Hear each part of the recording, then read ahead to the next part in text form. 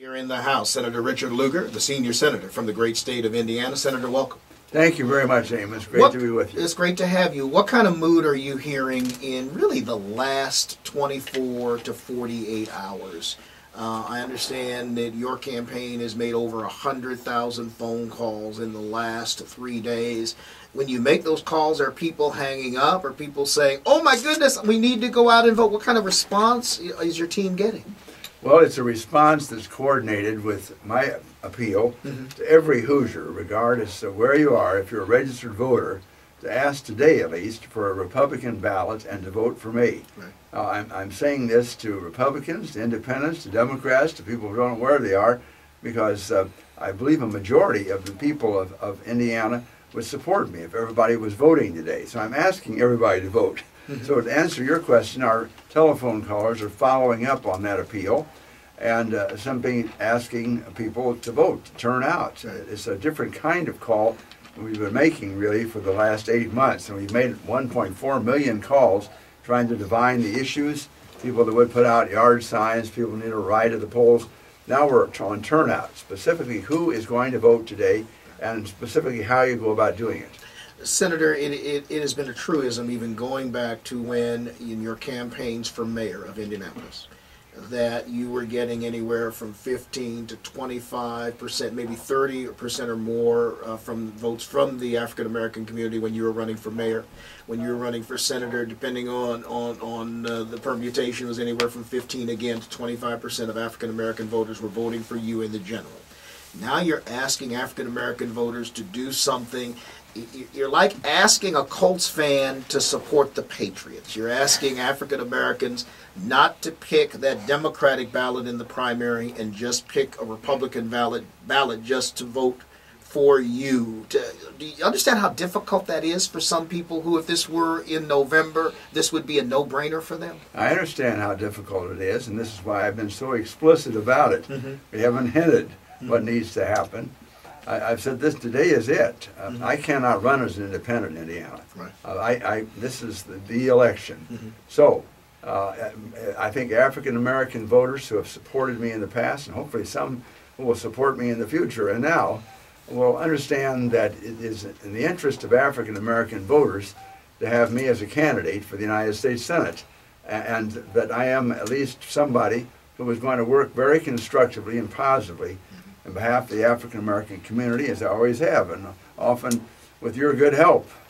I think viewers know that as the chairman and carrying on our scholarship program for minority students, you've done a lot, and I'm grateful for that. Senator, I got to ask you, on Friday, we after your press conference, we kind of raised what you said. And listeners were very engaged, and they called and they expressed three basic thoughts. One, they said, wait a minute, how can we support this guy? He's been beating up on our president. And for African Americans have the same regard for President Barack Obama that many Republicans have for President Ronald Reagan. That love, that respect, that special bond that exists between a politician and the people they serve. Secondly, there were people that were saying, well, you know, he's kind of been there a long time. And see, I get a little sensitive to that. You've been in the Senate 36 years. I've been in broadcasting in the city 38. I'm going, wait a minute, if they turn Dick Lugar out, am I next? And so I got a little worried about that. But then in the third, they kind of mentioned residency and this whole residency thing. And they said, wait a minute, he doesn't even live here. You've got a lot of people listening who may not have yet voted in this process. How deal with those three things that the community has brought up? Okay, let me try, and if I forget 2 and 3, you remind me. Right. Okay. I would say, first of all, that Senator Barack Obama came to me as a junior senator and said, can I go with you to Russia?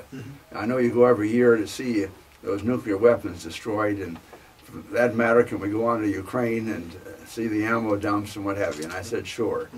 And we took a trip together. We were not incarcerated, but detained and permed together, as a matter of fact, in a basement. Yeah, I heard the Russians didn't like it very much. No, it was a pretty tough initiation for Barack to have that experience.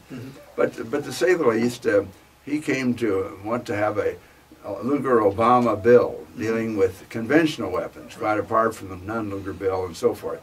And I respect that. I've appreciated invitations as he's been president to come to the White House and give him my best advice. Now, frequently, his advice when we were trying to pass the START Treaty, keep American boots on the ground in Russia, I was his champion.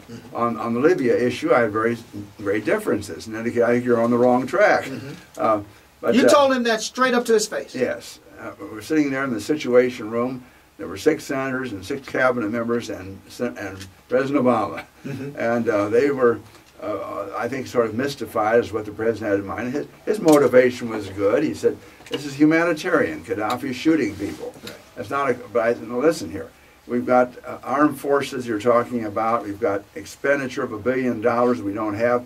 In other words, let's think through this thing differently. Well, he disagreed. We had another conference called. I was here in Indianapolis once again. So he hasn't asked me for advice very recently. It's not a question of dislike or unlike. It's just simply he has other agendas. Now, on the other hand, some of my opponents have sent out hundreds of thousands of mailers to people indicating that Lugar is Obama's favorite mayor, and they're meant deliberately to antagonize people.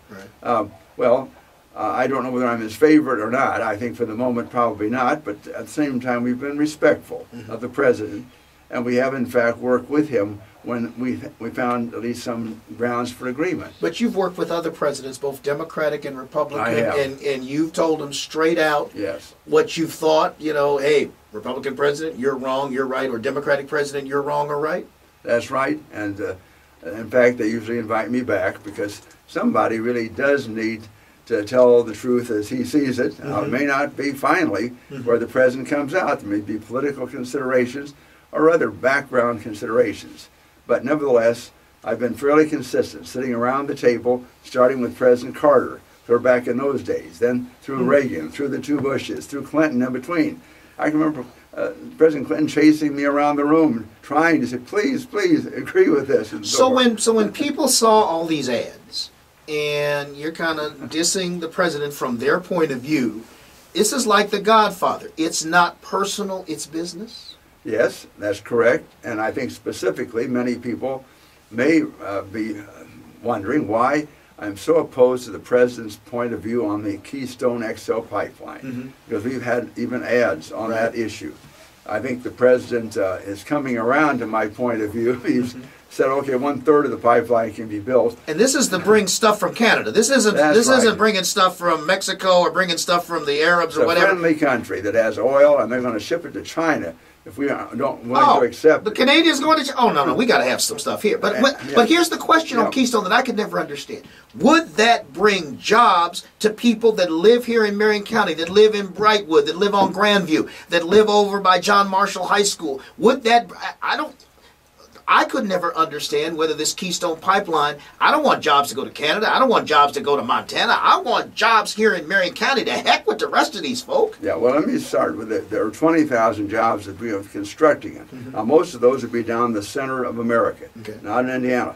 But I quickly found out, once I began to champion this for oil independence and for the $7 billion investment the Canadians want to make in our country, that up in Lafayette, Caterpillar, and Fairfield were prepared to put on hundreds of people, and they always thought they had orders from Keystone. Well, I said, well, okay, well, who all are your suppliers?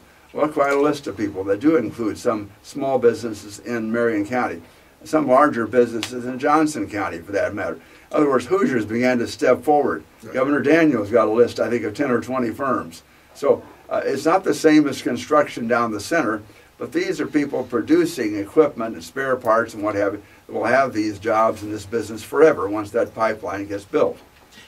Residency. I honestly thought, because I knew you had the farm here in Marion County, and you've had the farm, it's been a part of your family like forever. So I figured, okay, yeah, we know he's in the Senate, and we know he got to hang in Virginia because the cost of commuting every day. We don't have supersonic planes. You can't, commute every day. I get that. I get you got to have a little house, near Washington to be able to get to work every day. But I kind of figured you were living on the farm. And so when this news came out that you really weren't, can you understand why people got upset? Well, I can understand, given the fact that this has been made such a huge issue. You would think we're talking about nuclear warfare or something. Let me just say it this way. The rule has been that if you go off to serve your country, you vote from the last place that you live when you went off to serve. When I volunteered for the U.S. Navy, went off for 3 years and 4 months of active duty, I voted from that residence that I left at that point. When I went off to serve in the United States Senate, the Attorneys General ruled precisely the same situation.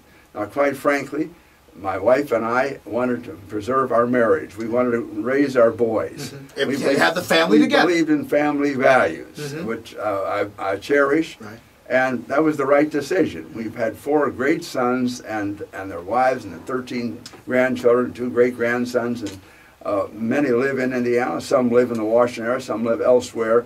But the point is that I have to be there on the job every day to represent Indiana. I could take the position, doesn't make a difference whether I vote or not, whether I go to committee meetings or not, whether I'm influential with the president or anybody else. My way or the highway would just simply come out here and let the rest, but that's not the job. I was elected to do that job. And it goes on. I get into the office before 7 in the morning. I rarely leave before 8 at night. This is a job I take seriously, and the people of Indiana believe I should. I come back on weekends. I come back on holidays. I visit as many counties as I can during the course of the year. I have regular events people can count upon, whether it's student events or our women's program or the minority scholarship or even our running festival at Butler, or places that are very visible in which we're dealing with the people of Indiana. And to give the impression that somehow I'm not a Hoosier, I'm not a resident, and so forth, is just simply wrong.